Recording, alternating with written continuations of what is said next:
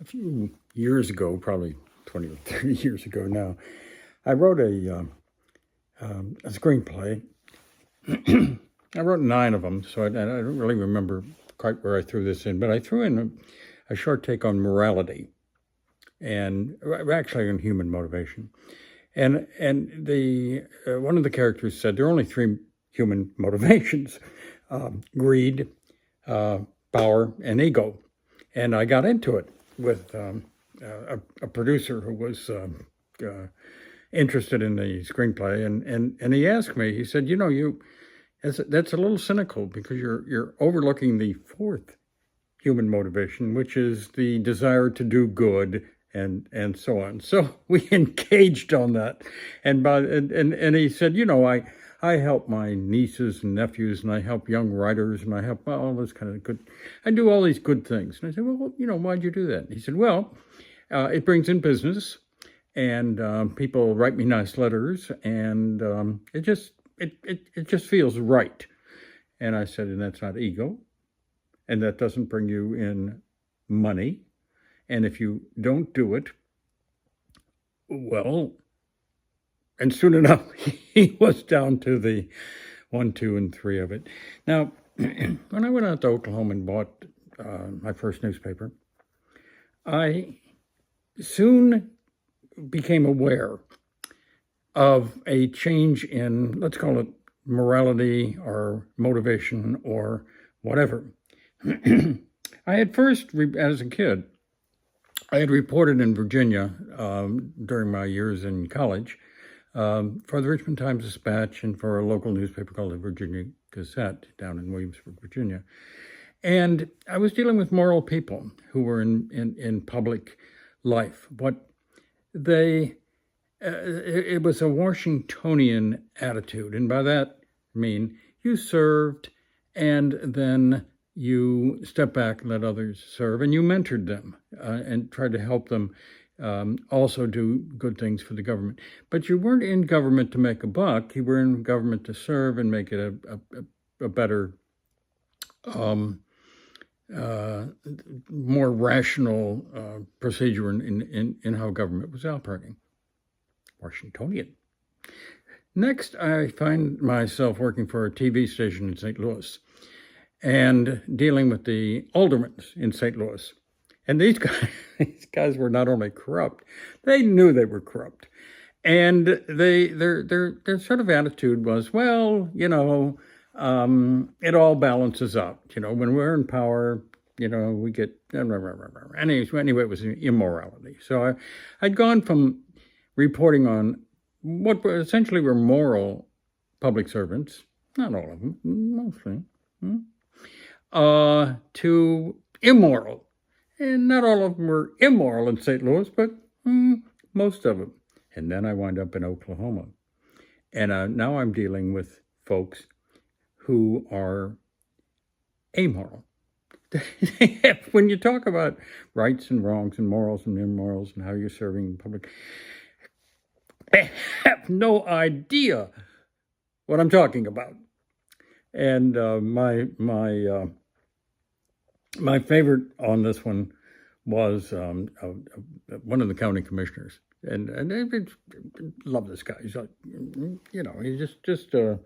he's just a good old boy, and he really was. He's very likable. You don't get elected unless you have certain likability, but he was in doing one thing or another, okay, which was not right. Okay, he had his whole family on the payroll in the county, and it was just whatever. And soon enough, he's sitting in my office, and in those days, what the newspaper guy had to say, and the fear of what we might print, had an effect on these guys. So I remember as we were sort of discussing the rights and wrongs of putting everything on, he said to me, look, it's my turn. I got elected, okay? It's my turn. And by that he meant, it's my turn to put all my relatives on the payroll. It's my turn to rape, pillage, burn, and loot And that was the attitude. And so over as things went along in Oklahoma, and by the way, anywhere, you can't really, as a newspaper, really materially affect this very much, because here's what a newspaper used to do. Newspapers were like the dog that gets left at home and in the house. And when somebody's breaking in or something, the dog barks, which is basically warning, hey guys, something's happening here. Some dog doesn't have thumbs.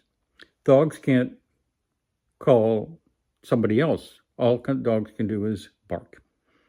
And when they bark, and if nobody comes, then the person breaking in gets to help themselves to the silverware and the whatever else they want in the house. Or the police show up and they haul them off to the hoosegow, and that's the end of that. Well, the analogy here is the power of the press has always been the threat to print. Once we print something, then somebody else has to come along. The DA or the sheriff or somebody needs to come along, and haul these people off the street and put them behind bars or go get the money back or whatever they did. That's all the press can do. It is the threat to print. And the threat to print over the years has been a very powerful deterrent. So what happened one day is one of our local councilmen decided to build a road a couple of miles out to his property and pave it. And so there's, he's not bumping around in his pickup, jarring the dog and the whatever, and the groceries are coming back, the eggs coming back from the, and I said to, and so I confront him, and I said, look, you're doing this, and he said, I said, I'm going to print it. He said, oh my God, don't do that. I said, well, okay, then don't build a road to your house. And he didn't. That just the threat of that deterred him. So where are we today, morally and immorally in our country? We have high school kids, according to a report in the Wall Street Journal, that are, who can throw a football, and they're being paid hundreds of thousands of dollars and being moved around, and their families are, and that's just youth. They're doing that. You have Hunter Biden, who didn't pay or file his taxes according to what we are told, and he walks.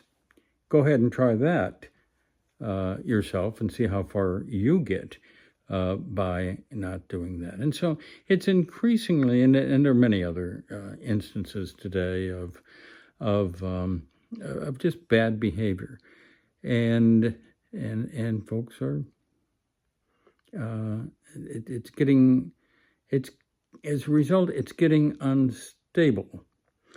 And this is the story of both, it's the Coke machine story. Okay, so we had a Coke machine. And you dropped your dime in, and it was back in the days when you had bottles. And you had bottles, and you get, 2-3 cents on the bottle. And so the bottles mattered and so forth. And one week, okay, a bottle disappears. We don't get all of our Coke bottles back, and this is, we can have Coke bottles to, or I have to buy more Coke bottles or whatever, and so somebody basically stole a Coke bottle.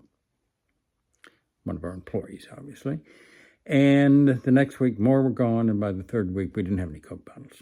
So then we got rid of that machine, put in another machine. Everybody's now paying 50 cents for Cokes or whatever. There was a similar situation with our newsstands.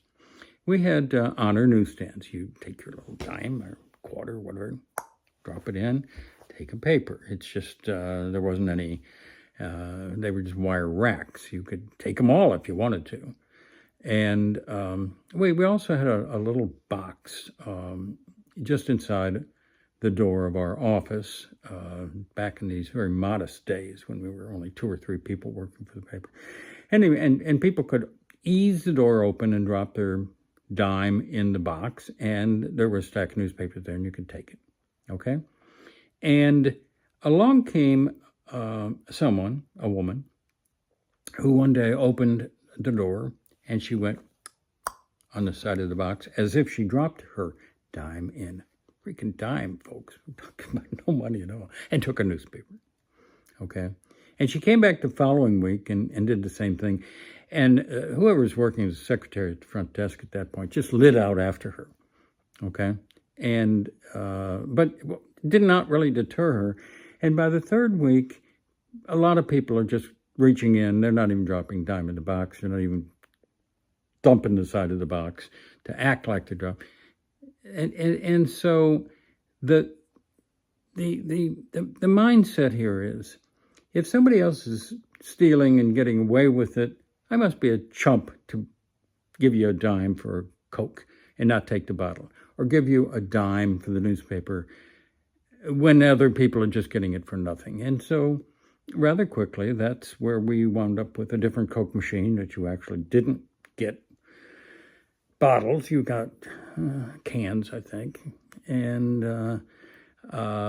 you could throw those away or save them up and take them down to the aluminum recycler once you got 100,000 of them. Or the newsstands where you had to drop a quarter in and then open the thing. And you could still, if you wanted to, take all the newspapers. And sometimes people take all the newspapers. Their kid's picture was on page 1 or something or other, so they took them all for a quarter. But that was rare. And but basically we had to guard ourselves against bad behavior. I watched the county commissioners, some 200 of them in the state of Oklahoma. Almost all of them got indicted federally for fraud at one point, I don't know, 10, 12, 14 years later. And I got a call from a good friend of mine. We'd gone to college together. He was out running a very large newspaper in the Northwest, and we were always friends. I had followed him to the University of Missouri, where we both got our master's degrees, and we were just always in touch. And we were on the college newspaper at William and Mary also. Anyway, he calls me up and he says, "What is going on out in your state? What are you doing by not, you let all these guys get away with all this thievery?" I said to him, when everybody's stealing and everybody's thieving and everybody's got sort of this amoral, and it is amoral, where they don't even know what we're talking about in terms of you have to, do the right thing in public office, and you have to serve and step back and mentor others and try and do right, instead of it's my turn.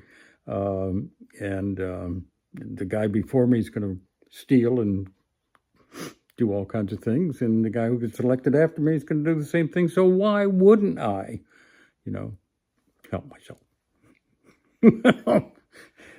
Welcome to where we've come to in this world today. And by the way, newspapers have gone to the historic dustbin of history. So there we are. And where we're going with this, we'll probably chat about it again at some point, probably sooner rather than later, because I'm pretty offended by all this. And you should be too.